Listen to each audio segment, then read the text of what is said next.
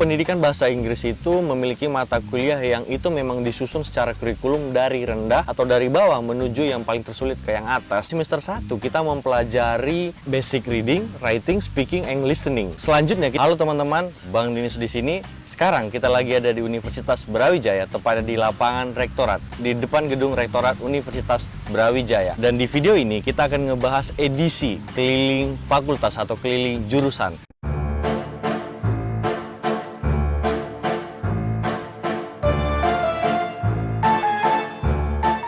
Aku kuliah di jurusan Pendidikan Bahasa Inggris Fakultas Ilmu Budaya Universitas Brawijaya angkatan 2017.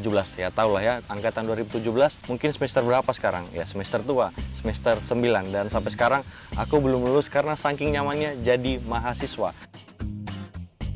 Sejarah. Aku adalah alumni pertama dari SMA aku yang kuliah di Universitas Brawijaya. Dan semisal nanti ditanya siapa alumni yang ada di Universitas Brawijaya, ada tuh Bang Denius. Jadi semacam sejarah yang itu langka banget gitu. Alasan yang kedua karena takdir. Sebenarnya aku sudah mencoba berbagai jalur seleksi, mulai dari SNMPTN, PTKIN, Utul UGM atau Mandiri, dan vokasi. Aku sudah mencoba semuanya. Aku pernah nyoba di Universitas Indonesia jurusan ilmu politik, gagal. Jurusan ilmu filsafat di UGM juga gagal gitu. Tapi kehendak berkata lain gitu. Ujung-ujungnya aku terlempar di Universitas Brawijaya. Alasan yang ketiga, memang pendidikan bahasa Inggris di Universitas Brawijaya ini bukan termasuk jurusan yang terbaik di nasional. Mungkin karena akreditasinya itu masih B. Tapi ada kabar baiknya nih teman-teman. Pendidikan bahasa Inggris UB itu sedang berusaha untuk mendapatkan akreditasi A, sehingga nanti bisa jadi jurusan terbaik di Indonesia.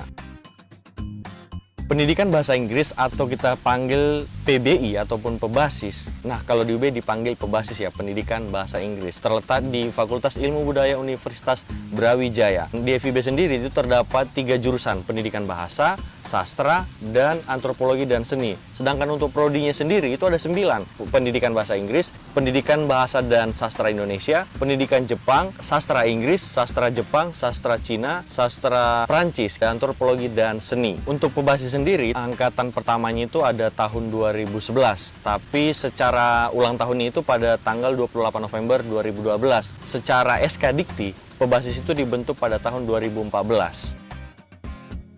Kalau kita hitung dari 2011 sampai 2021 ada 11 ya, tapi ternyata itu hanya ada 10.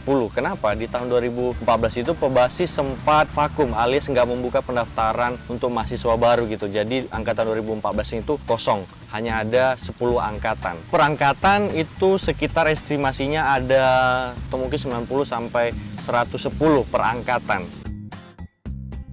Pebasis ini memiliki himpunan mahasiswa yang biasa kita panggil AELS, A-E-E-L-S, Association of English Language Education Student atau AELS. Dan aku juga pernah menjadi pengurus di himpunan mahasiswa ini sebagai ketua himpunan di tahun 2019.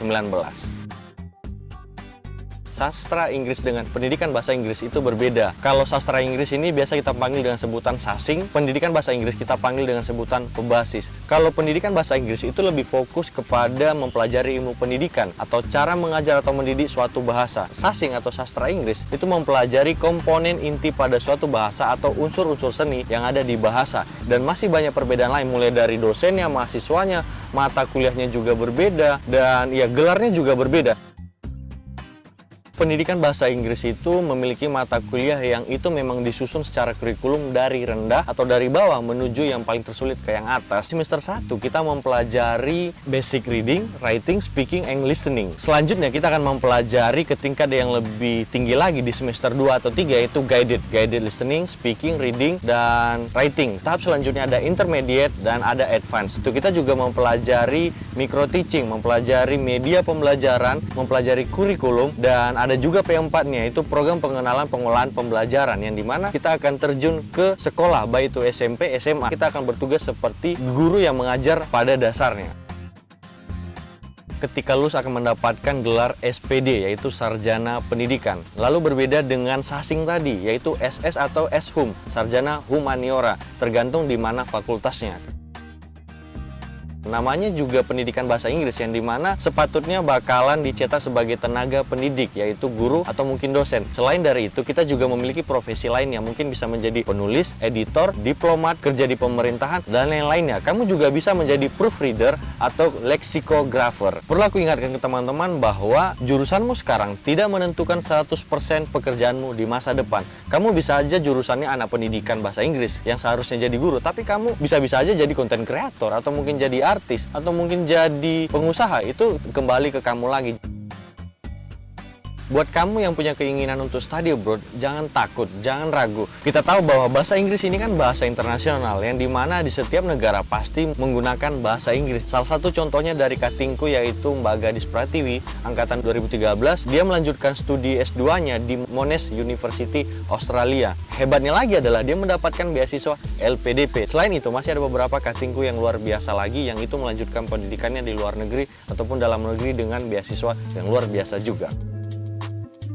Ini dia jurusan pendidikan bahasa Inggris di Indonesia yang memiliki akreditasi A. Yang pertama itu adalah UPI, Universitas Pendidikan Indonesia, yang ada di Bandung. Kedua ada Universitas Negeri Makassar. Ketiga ada Unimed atau Universitas Negeri Medan. Keempat ada UNP, Universitas Negeri Padang. Kelima ada Universitas Negeri Semarang. Yang keenam ada UM atau Universitas Negeri Malang. Dan yang terakhir itu ada, ya UB belum masuk sih, tapi targetnya pendidikan bahasa Inggris UB akan menyusul menjadi akreditasi A dan pendidikan bahasa Inggris terbaik di nasional.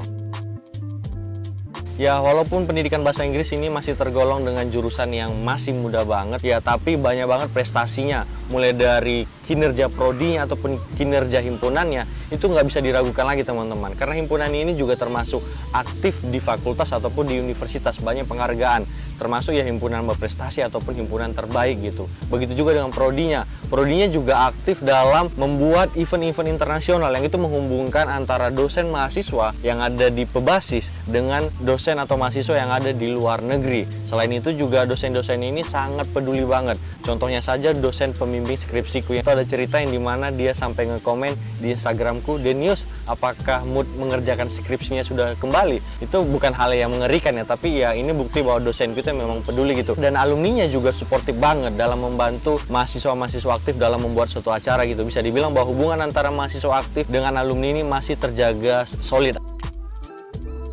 Guru atau dosen ini di Indonesia memang agak kurang menarik. Tapi kalau kita coba lihat di luar negeri, salah satunya di negara Finlandia, guru atau dosen ini menjadi profesi yang sangat diminati oleh banyak rakyat Finlandianya. Mungkin karena gajinya ataupun kebijakan pemerintahnya ataupun kepedulian pemerintahnya terhadap para tenaga pendidiknya. Aku perlu ingatkan ke teman-teman, jangan pernah meremehkan jurusan orang lain teman-teman, karena kamu nggak tahu apa proses atau perjuangan yang dilakukannya dalam mendapatkan jurusan itu. Wah, keren banget gak sih quotesnya itu? Oke teman-teman, dari aku cukup. Mungkin edisi ini akan menjadi rutinitas. Jika ada jurusan atau fakultas yang pengen kita kunjungi, silahkan balas di kolom komentar. Aku Denius and thank you.